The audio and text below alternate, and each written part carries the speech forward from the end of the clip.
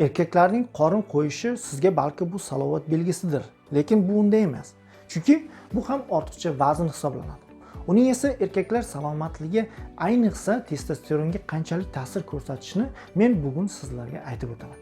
Salom hammaga, Dr. Hasanov kanaliga xush kelibsiz. Bugungi mavzuda biz sizlar bilan erkaklardagi semizlik ularning salomatligiga qanchalik ta'sir ko'rsatishi haqida gaplashamiz. Shu sababdan videoni oxirigacha ko'ring va o'z laykingizni qo'yishni va kanalga obuna bo'lib qo'yishni ham unutmang.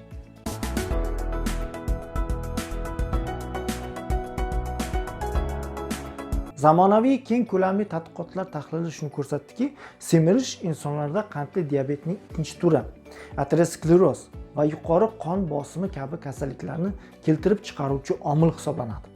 Bu keyinchalik yurak-qon tomir kasalliklarida og'ir asoratlarning rivojlanishiga sabab bo'ladi. Bundan tashqari, nogironlik va bemorlarning yuqori o'lim xavfini sezilarli darajada oshiradi. Buffalo universitetida o'tkazilgan tadqiqotda 25 ta oriq va 25 ta semiz yigitlarni testosteron darajasini aniqlash uchun tekshiruv o'tkazishadi. Ularning yoshi 14 dan 20 yoshgacha edi. Ulardagi testosteronning umumiy darajasi normadan 50% ga past ekanligini bilishgach hayratga tushadi. Chunki bu ularda katta yoshda bepushtlik xavfini oshirishi aniq edi. Siz testosteronning past darajasi faqat yoshi katta insonlarda va keksalarda uchraydi deb o'ylashingiz mumkin. Ammo tadqiqot natijasida bu unday emasligi aniqlandi. Ko'p yillar davomida erkaklarning ko'pchiligi qorin qo'yishga va semizlikka tananing tabiiy qarish jarayoni sifatida qarab kelishyapti.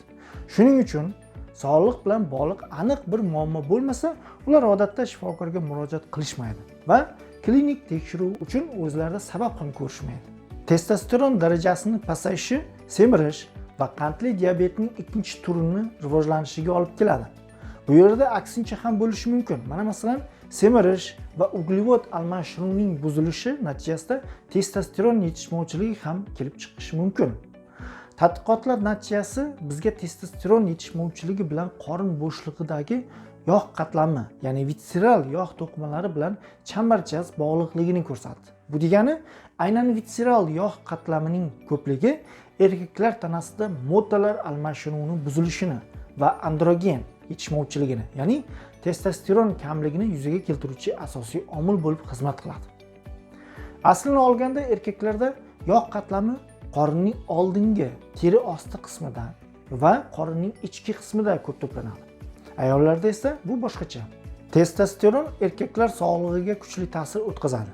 Chunki u mushaklar ishidan tortib to suyaklarning zichligigacha, jinsiy aloqaga va hatto kayfiyatga bog'liq hamma narsani boshqaradi. Shu sababli sog'lig'ingizga taalluqli bo'lgan bunday jihatlar semirish tufayli ularning samaradorligi yana ham pasayadi.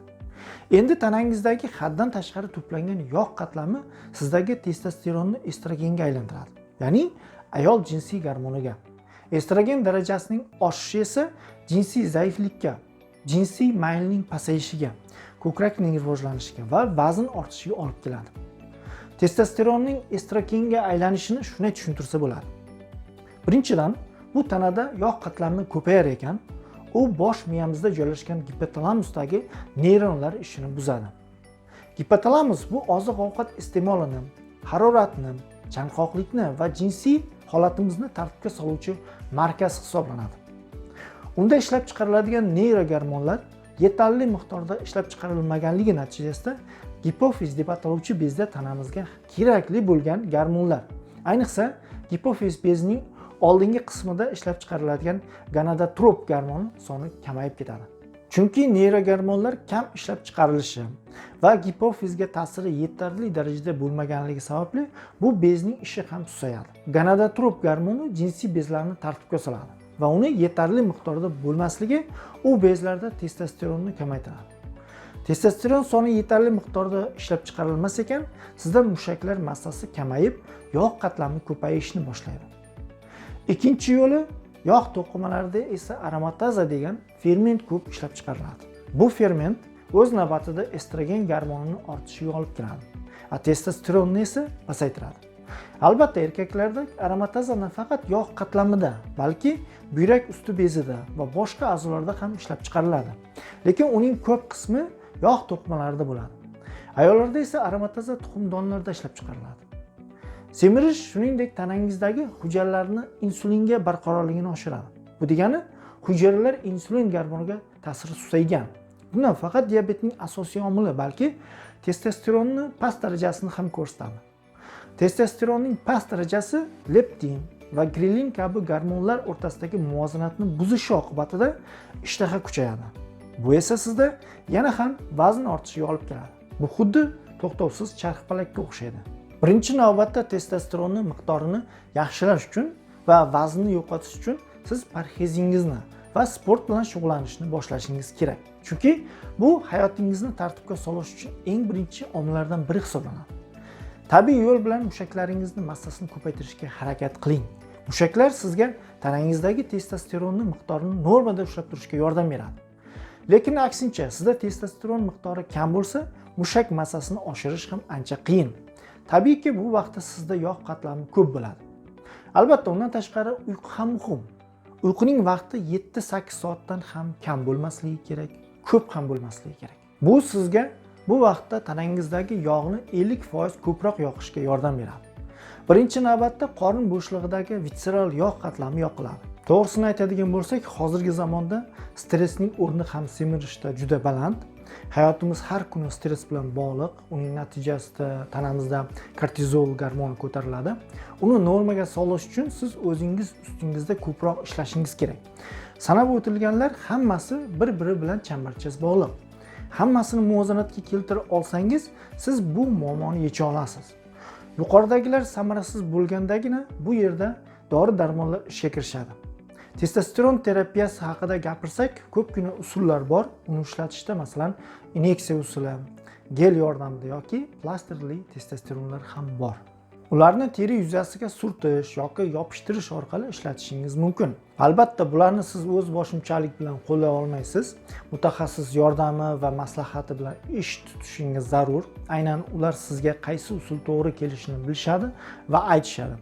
Testosteronli terapiyadan tashqari yana ingibitorli aromataza ham qo'llaniladi. Bu inson tanasidagi ferment aromatazani ishini susaytiradi va u bilan ham yaxshi natijalarga erishsa bo'ladi. Hozirgi kunda jarrohlik yo'li bilan semirishdan xalos bo'lish yo'llari ham bor. Oshqozonni kichraytirishga qaratilgan bunday jarrohlik usuli tibbiyotda bariatrik jarrohlik deb yuritiladi. Bu usulni qachonki insonda juda ham yuqori vazn, uning yashash sharoitiga, turmush tarziga xalaqit berayotganda va sog'liq bilan bog'liq muammolar doimo yuzaga kelayotgan paytda o'tkaziladi.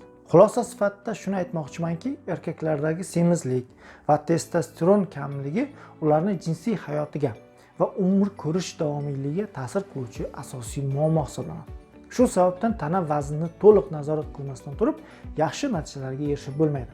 Xususan, yurak-qon tomir kasalliklarini kamaytirishda va umumiy salomatlikni tiklashda ham. Ortiqcha vaznli barcha bemorlarga turmush tarzini o'zgartirish to'liq tavsiya etiladi. Bugungi kunda semirib ketgan erkaklarga o'zlariga kerakli bo'lgan tana vazniga erishish va ularni qo'llab-quvvatlashga yordam beradigan ko'plab farmakologik usullar mavjud. Vaziyat yomonlashmasdan oldin semirish va past testosteron bilan kurashish choralarini ko'rish zarur. O'ylaymanki, video sizga ma'qul bo'ldi. Agar shunday bo'lsa, o'z fikr-mulohazalaringizni yozib qoldiring va albatta kanalga ham obuna bo'ling. O'zingizni ehtiyot qiling.